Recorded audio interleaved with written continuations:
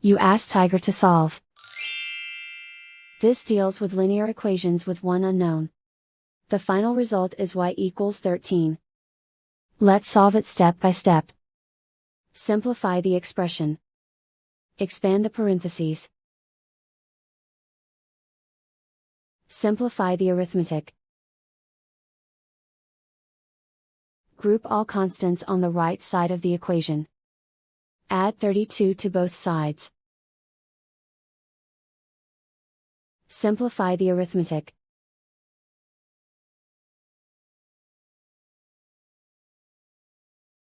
Isolate the y. Divide both sides by 4.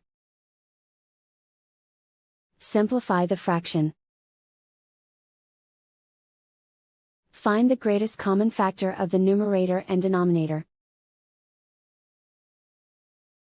Factor out and cancel the greatest common factor.